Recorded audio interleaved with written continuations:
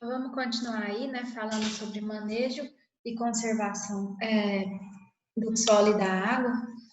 A gente percebe que o manejo e a conservação do solo, né, e da água tem desafios, como, por exemplo, reverter, né, quadro de degradações em áreas muito extensas, otimizar o uso do solo e da água, contribuir para a mitigação de impactos ambientais, desenvolver novos insumos e sistemas de produção, né, capaz de promover sustentabilidade ambiental, social, econômica, né, tanto para as gerações presentes quanto para gerações futuras.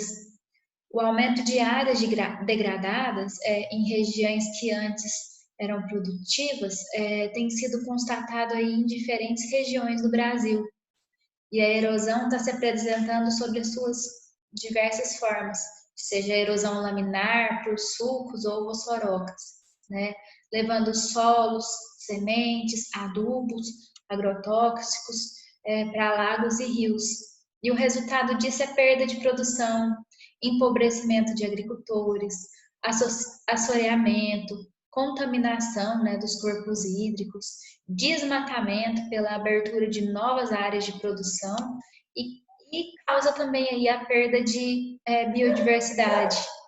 É necessário planejar as atividades, né, de produção agropecuária de acordo com a aptidão agrícola das terras. Manejar o solo de acordo com as suas potencialidades e também de acordo com as suas fragilidades. É necessário também aplicar técnicas mais conservacionistas, né, adaptadas aos diferentes ambientes, né, e sistemas de produção agropecuária, proteger o solo e garantir a sua funcionalidade, como a troca de ar e calor, né, armazenamento e ciclagem de nutrientes, decomposição da matéria orgânica e regulação do fluxo de água, movimento de materiais solúveis, né, servindo de filtro ou então de tampão para elementos e compostos tóxicos. Então, os sistemas conservacionistas associam redução drástica, né, do revolvimento do solo à rotação de diferentes usos e culturas, a manutenção permanente da cobertura do solo, manejo integrado de pragas, doenças e de plantas daninhas, seleção de espécies vegetais e desenvolvimento de variedades e cultivares mais produtivas, que sejam aí adaptadas. Sistemas de adubação também mais racionais, né? E várias outras tecnologias adaptadas a diferentes sistemas de produção. Existe o manejo agroecológico, né, desses sistemas, que vai privilegiar práticas que garantem fornecimento de constante matéria orgânica, que é fundamental para a construção aí da fertilidade do solo. O desmatamento, por exemplo, né, ele, além de provocar perda de diversidade, erosão do solo, diminuição das taxas de infiltração de água no solo, né, contribui para agravar o aquecimento global. Entre 60% e 75% das emissões de gás carbônico, né, e metano são de desmatamentos. Aí nós temos o sistema de plantio direto, que vai incorporar uma mudança, né, nas práticas. Ele elimina o revolvimento do solo e promove a agrobiodiversidade através da rotação de cultura e de diferentes usos da terra, além de manter o solo coberto com culturas em crescimento ou com resíduos vegetais. Ele vai proporcionar também um menor uso de fertilizantes, né, pesticidas, óleo diesel, né? E assim somará com uso eficiente de máquinas, menor manutenção, condições sociais mais favoráveis e também menores índices de poluição do ar e da água, né? Quando a gente trata aí de sistema de plantio direto. Então, a adoção de princípios aí de uma agricultura conservacionista contribui para o aumento da biodiversidade e ela está diretamente ligada à fertilidade do solo e ao sequestro de carbono. A biodiversidade acima e no solo vai variar com as mudanças do uso da terra ao longo dos anos aí, né? Cerca de 2 bilhões de toneladas por ano são atribuídas aí ao desmatamento, ao manejo ruim do solo, à degradação da terra, né? Então, a prática agrícola, quando ela é realizada sem preocupação com a conservação do solo e também com a conservação da água, ela vai gerar consequências terríveis, né, para a nossa qualidade de vida. Então, fazendo aí uma definição, né, de conservação do solo, de que forma que a gente pode definir a conservação do solo? É uma combinação de todos os procedimentos, né, de uso e manejo do solo que vão resultar aí, né, na proteção contra a deterioração por fatores naturais ou antrópicos, né? Atualmente, o que acontece? As ações de conservação do solo e da água remetem ao ecossistema agrícola a não ser apenas um provedor de alimentos e fibras, né, de modo sustentável, renda ao produtor, segurança alimentar, mas também ser um provedor de serviços ambientais. Quando a gente fala do sistema de plantio direto contínuo na palha, né, do que se trata esse procedimento? Ele é eficiente, né, na produção de alimentos, grãos e também conserva o solo e a água, né? A ausência de operações de preparo do solo vai economizar também combustível e trazer um menor risco na produção, porque a presença de palha na superfície do solo vai manter o solo úmido por períodos muito mais longos, né? E vai resultar na economia de água e, consequentemente, vai precisar de menos bombeamento para irrigação. Áreas com terraço em nível, o que acontece? A superfície do solo protegida pela cobertura morta vai proporcionar melhor infiltração de água, vai oferecer recarga de aquíferos, né? E economia no tratamento de água das cidades pela menor sedimentação de rios. Então, o solo com boa agregação do sistema de plantio direto vai proporcionar menor emissão líquida de gases de efeito estufa que aquele sobre aração e gradagens, né? Porque possibilita maior acúmulo de matéria orgânica em agregados do solo. E com a manutenção aí dos agregados intactos, né, de carbono, pode ser mantido no solo, evitando a sua emissão aí de monóxido de carbono para a atmosfera. Existe também um sistema de integração lavoura e pecuária no plantio direto, ILP, né, conhecido. Vai ser um aperfeiçoamento aí do sistema anterior, só que vai incluir a pecuária de corte ou leiteira, né, integrada aí à produção de grãos. E esse sistema tem sido bastante adequado para o cerrado, né, apesar dos produtores que esse bioma ter carência, né, de plantas de cobertura adequada para produção de palha. A gramínea forrageira braquiária tem possibilitado produção animal, né, a pasto na entre-safra do inverno seco e cobertura morta para o cultivo de grãos no verão úmido. Então, além dos benefícios do sistema de plantio direto, vai gerar menor quantidade do gás de efeito estufa, aí, que é o metano, né, por quilograma de carne ou leite produzido. O sistema de integração lavoura, pecuária e floresta em plantio direto, né, é um sistema mais complexo que vai propiciar aí a produção de alimento e energia, por envolver grão, carne, leite, madeira, seja móveis ou papel, né, e energia biomassa. Isso porque o eucalipto, né, além dele, vai ter possibilidades para o uso da teca, né, da acácia. Então, a combinação da adoção do plantio direto de florestas ou apenas uma lavoura em sistema de plantio direto vai poder promover uma umidificação do ar, né, e contribuir para a formação de chuvas locais e vai contribuir também para amenizar o calor. No entanto, o que nos preocupa é constatar, por exemplo, que a conservação do solo e da água é fundamental, né, para o ecossistema agrícola oferecer esses serviços ambientais, mas ainda não tem ampla adoção por parte dos produtores rurais. Acredita-se que, pelo fato de ser difícil, né, a percepção pelo produtor como essencial para o sucesso, né, de empreendimento, as práticas conservacionistas, mesmo adotadas, correm o risco de serem esquecidas. A conscientização dos problemas, né, da falta de conservação do solo, da transferência de tecnologias, são ainda problemáticas no Brasil.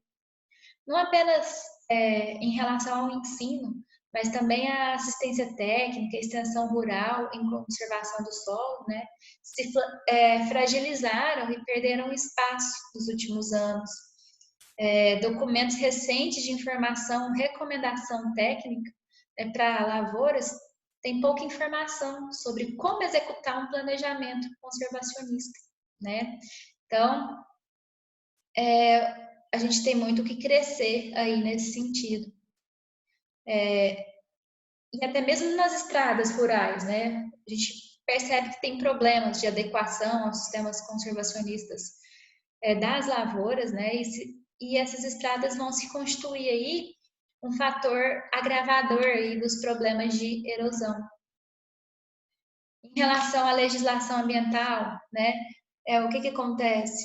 Essas leis não estão atualizadas, né? Ou estão carentes em relação a regras, né? Para uso ambiental, né? Do uso do solo ambientalmente correto. Então, a gente tem carência em relação às leis também, né? Em relação às áreas agrícolas, a identificação, né, de áreas que estão suscetíveis a processos erosivos, efeitos de atividades desenvolvidas, podem servir aí, né, para uma ação concreta. Seria importante identificar quais são as áreas suscetíveis a esses processos. Seria uma forma de tentar melhorar a qualidade da água superficial, né? E aí a gente poderia avaliar potenciais áreas de degradação, poluição, empregar modelos de erosão associados a técnicas, né, de sistemas de informação geográfica, né? Ultimamente já estão sendo usados SIG, né, que são sistemas de informação geográfica aí, para fazer esse mapeamento, né, dessas áreas.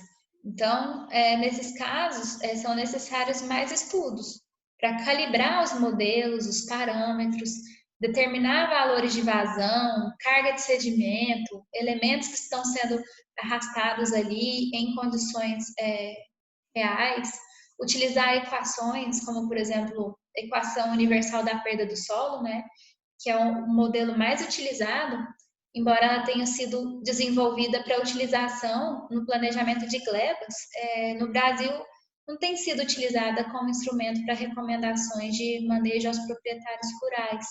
Então, o mais comum tem sido a utilização em avaliações de potencial risco ou susceptibilidade à erosão, né, associadas aos SIGs.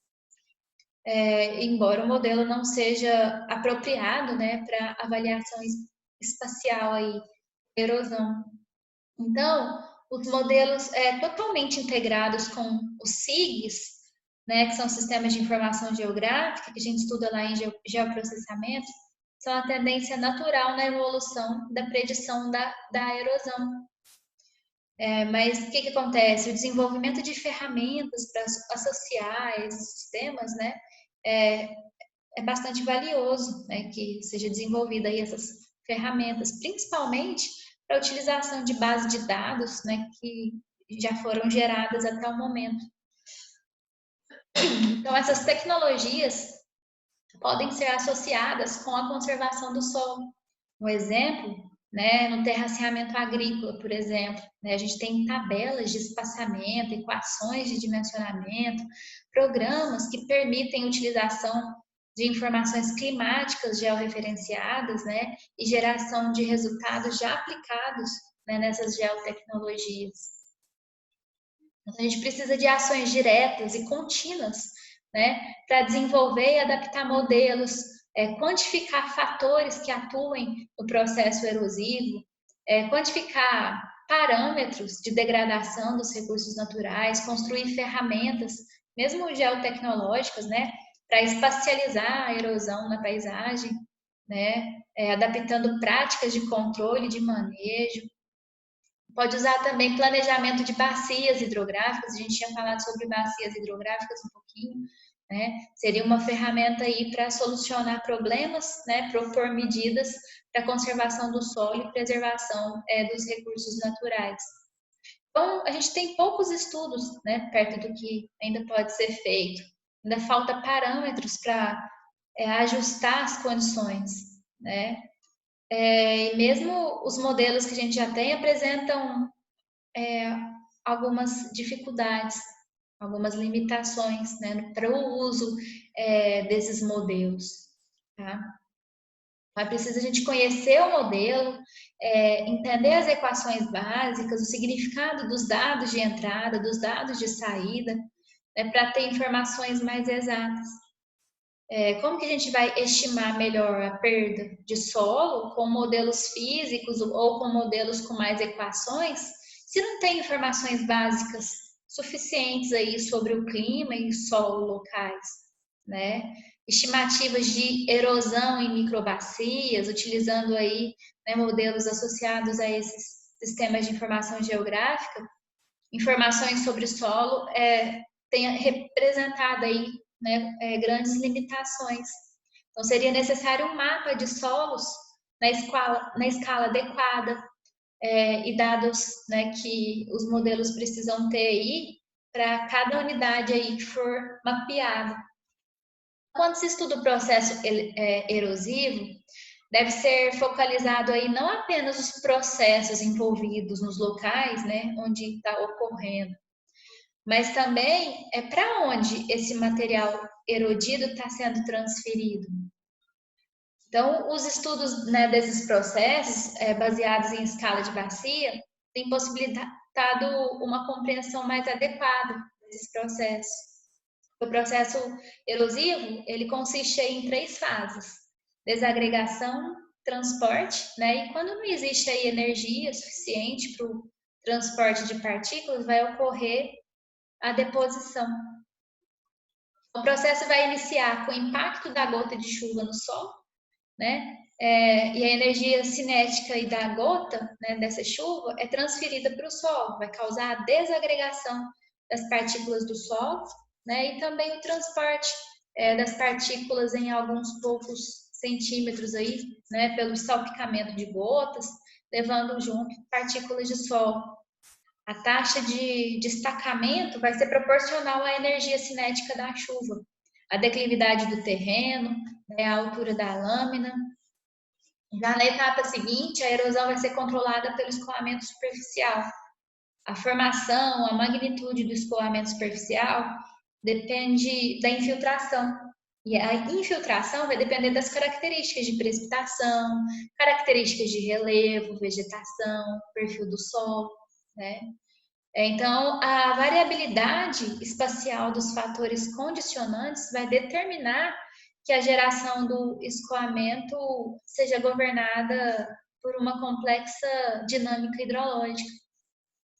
Duas teorias podem ser utilizadas, né, para descrever aí a variabilidade espacial e temporal dessa infiltração, né, o mecanismo ortoniano, né, e áreas de afluência variável. O mecanismo ortoniano ocorre quando a intensidade de precipitação excede a taxa de infiltração, quando chove mais do que infiltra, tá? Já a afluência variável é quando o solo torna saturado, e aí qualquer precipitação já vai ser causa para um escoamento.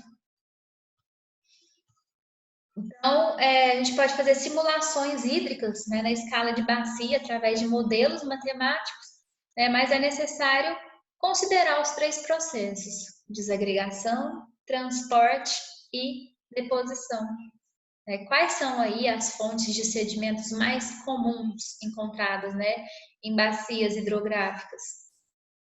As áreas agrícolas, por exemplo, né, os locais de construção, as áreas com vegetação alterada, estradas, redes de drenagem, né? E aí vai acontecer o processo de sedimentos, de transferência de sedimentos, né, dessas fontes para os locais de depósito. E aí vai acontecer caminhos preferenciais de escoamento superficial, que são os sulcos de erosão, canais, vossorocas, né? E as áreas de depósito ocorrem nas faixas de vegetação, ocorrem nos reservatórios, nos lagos, nos locais em que o relevo é mais côncavo, né? Então, a modelagem de erosão e de processos hidrossedimentológicos, né, na escala de bacia vai incluir aí processos de desagregação, transporte e deposição em diferentes ambientes, tá? Então, se não há conhecimento de qual é o nível considerado, né, em questão aí de remediação de solo e água, né, o que pode ser feito, né? Como que a gente vai remediar isso aí? Como que a gente vai saber, por exemplo, se a água ou o solo está contaminado? A gente vai ter que ter metodologias para coleta, preparo, né? Para conseguir correlacionar e saber se é considerado como contaminado ou não. Então, vai ter formas de planejar o trabalho de coleta dessas amostras, né?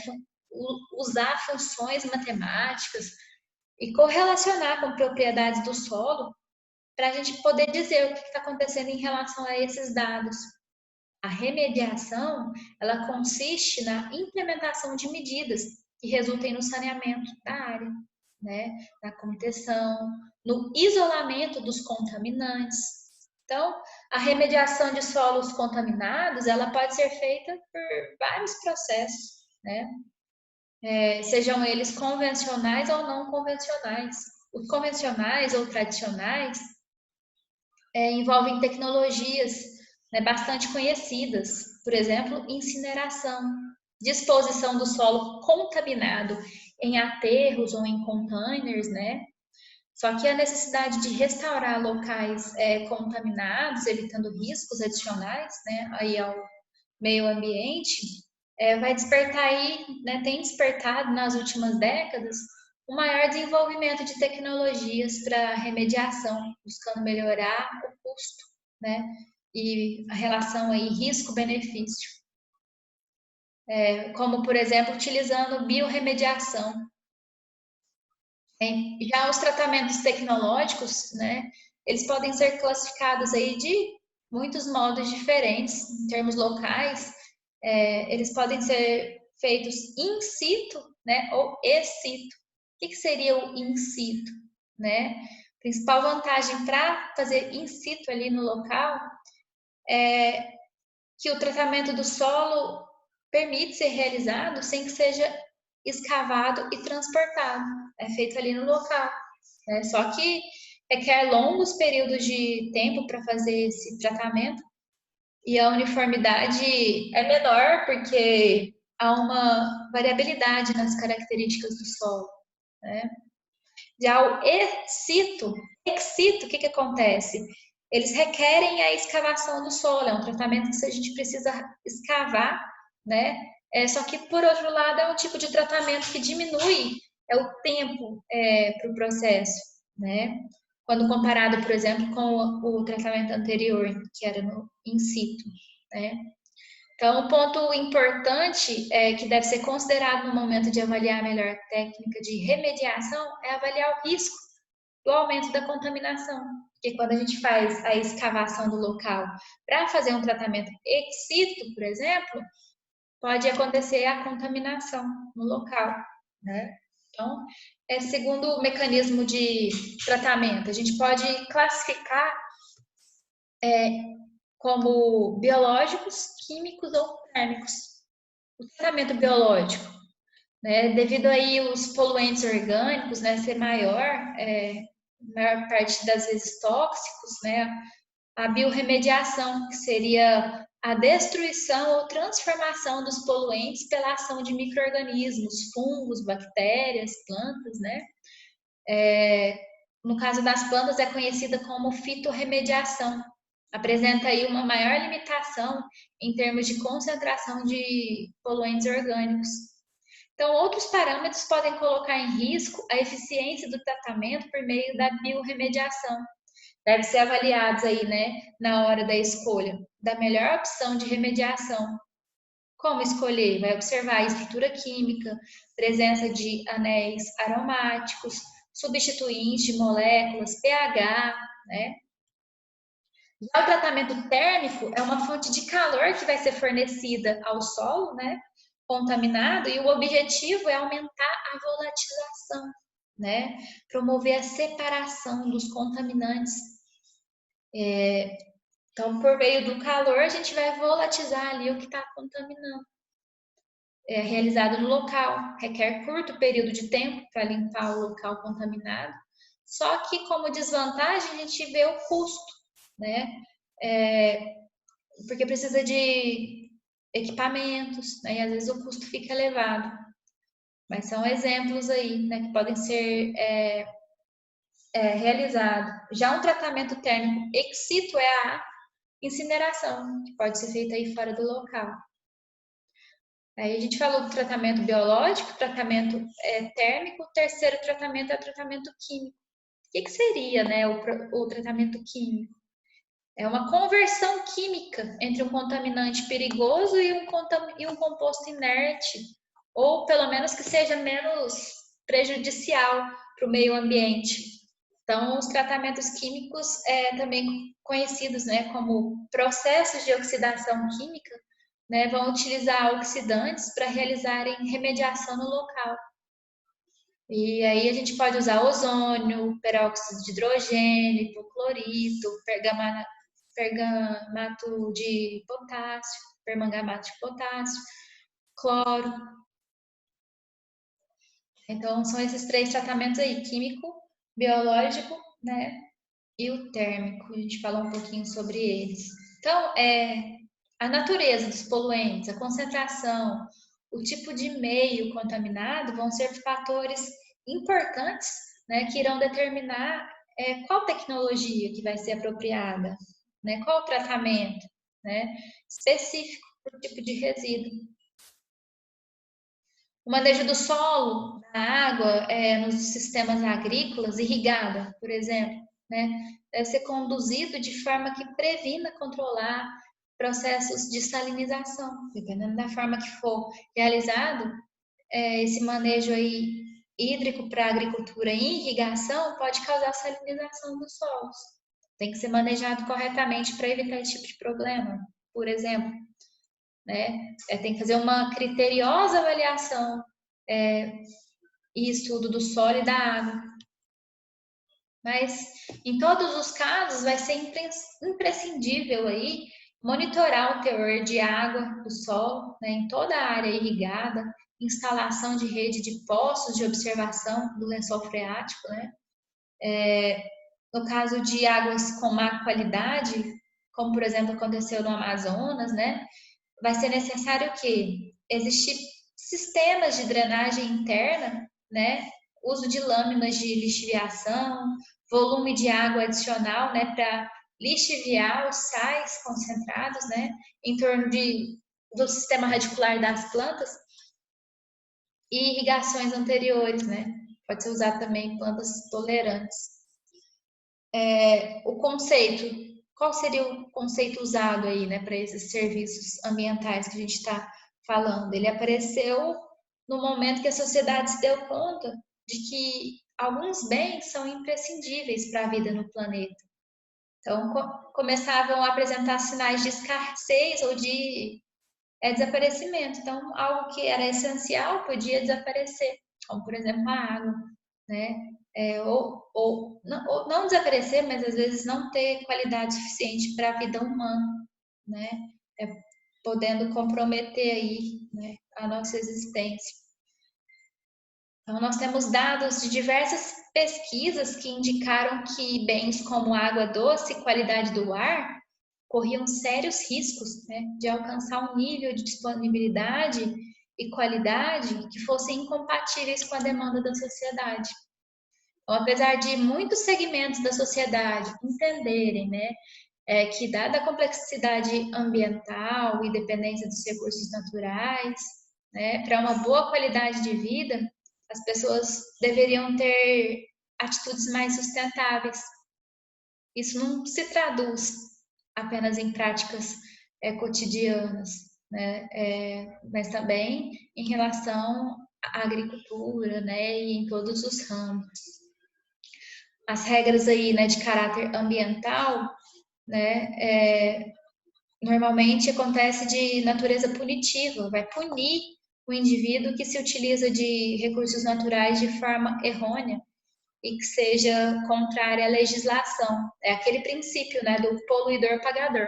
Você poluiu, você vai pagar, você vai ser punido. Esse era o princípio utilizado. Só que esses atos repressivos e corretivos não se mostraram suficientes para minimizar os riscos e impactos ambientais, né? Então, foi feita uma inversão da esfera punitiva para a esfera compensatória, pelo estabelecimento aí do princípio protetor-recebedor. Então, com esse princípio, o objetivo, né, é uma sanção aí positiva da sociedade e do Estado. Vai permitir compensação por meio de serviços ambientais prestados, né?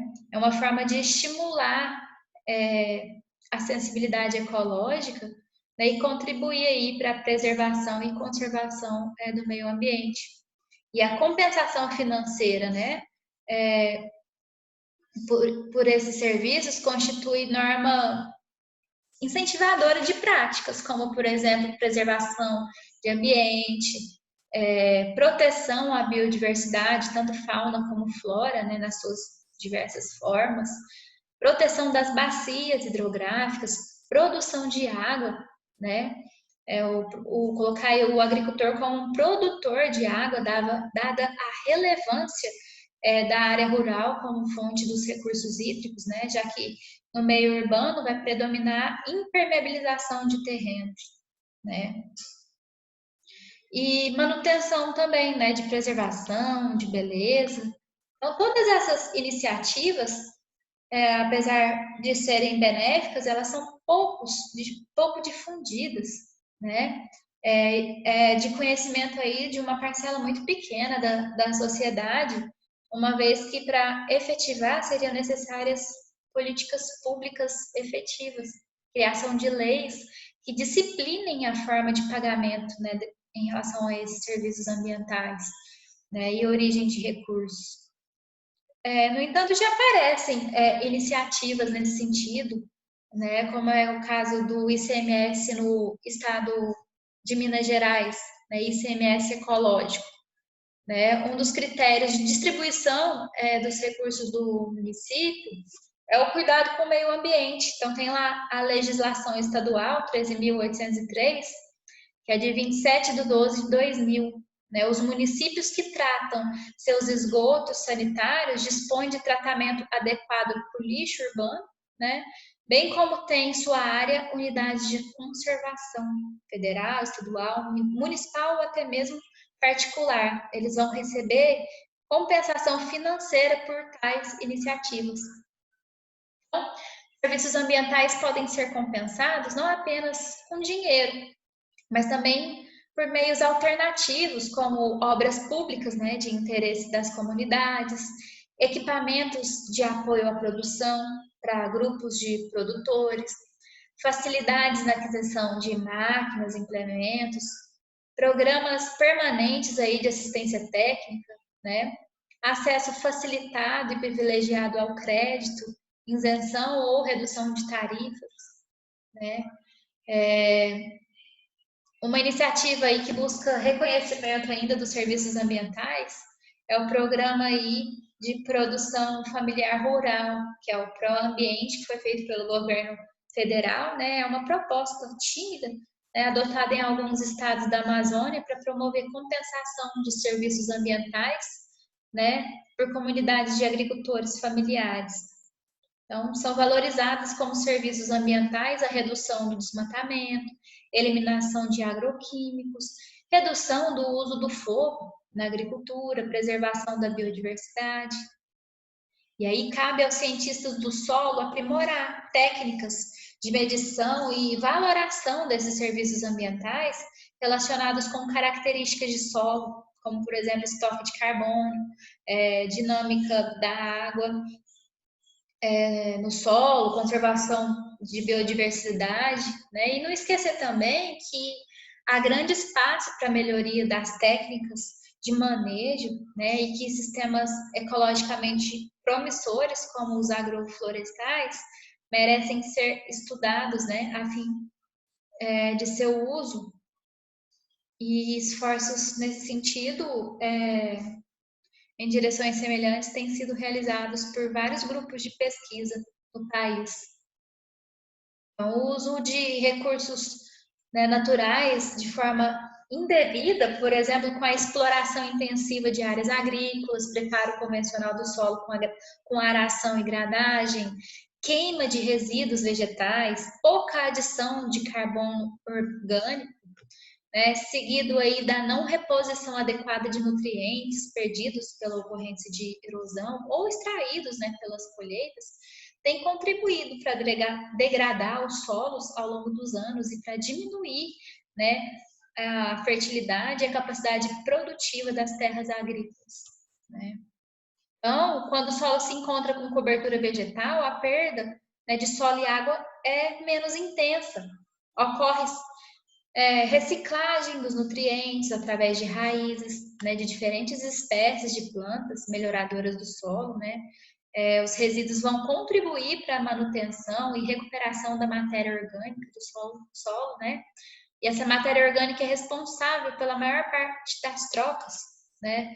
Dependentes aí do pH, influenciando aí diretamente em várias características edáficas e alterando o ambiente a ser explorado pelas raízes, né, das culturas. Promove, então, benefício na relação solo, água, planta, né? Então, inúmeras vantagens podem advir do uso dessa prática.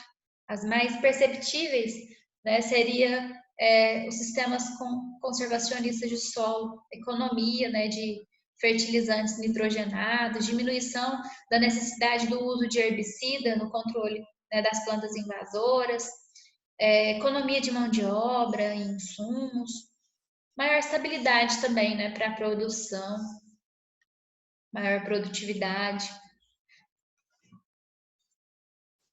A constatação é que o efeito estufa provoca mudanças climáticas, né, e que elas podem proporcionar alterações na distribuição de volume, precipitação, previsão aí de diminuição no número de eventos e aumento na intensidade das chuvas, né, predispõe a atividade agropecuária a riscos ainda maiores de erosão, com consequente perda do solo, de água e de nutrientes, né, e diminuição da produtividade agrícola. Então, esse quadro se agrava na prática da agricultura convencional, que tem o revolvimento como característica de preparo inicial do solo.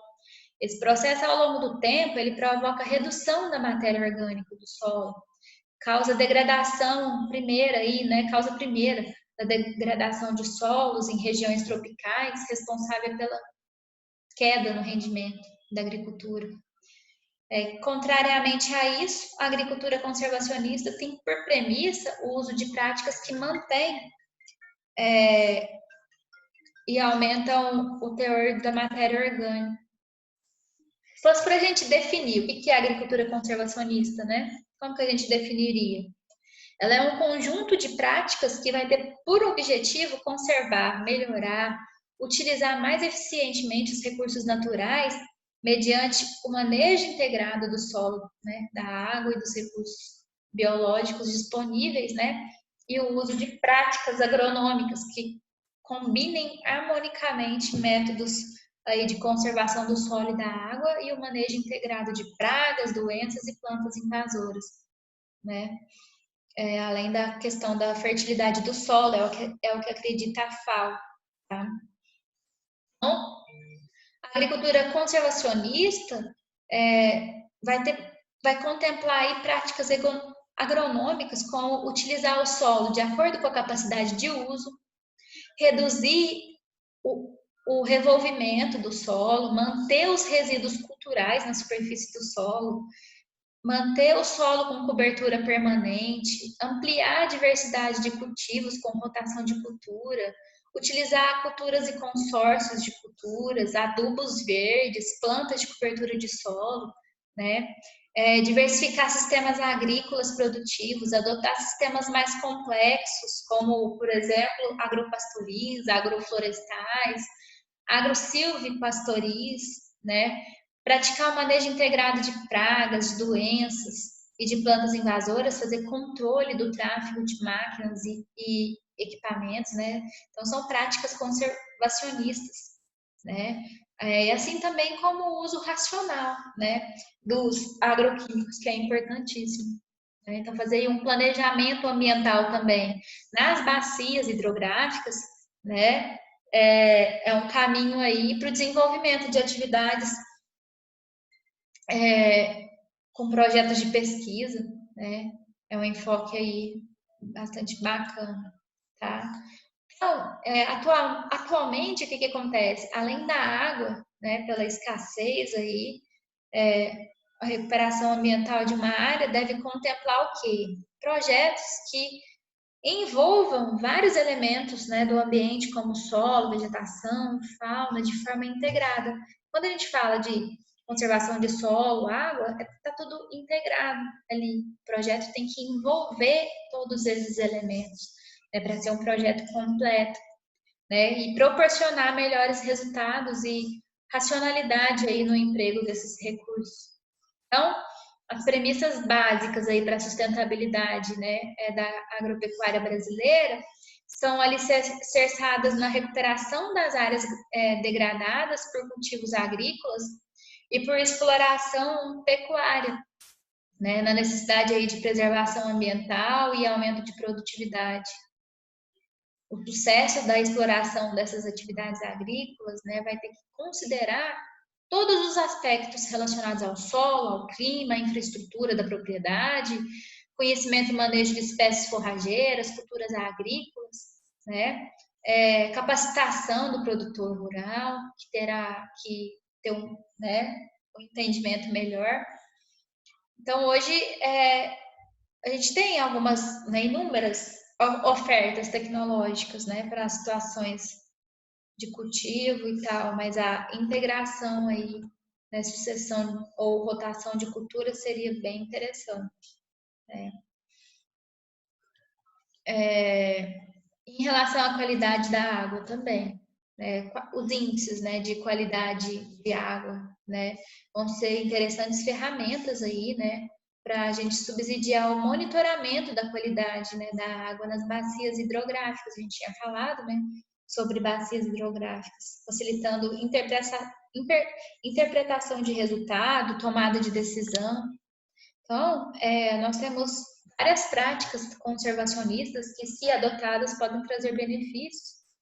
No entanto, precisam ser difundidas, né, pelos produtores por meio de treinamento, né, para tentar contribuir para a população como um todo, não só para quem vive no campo, né.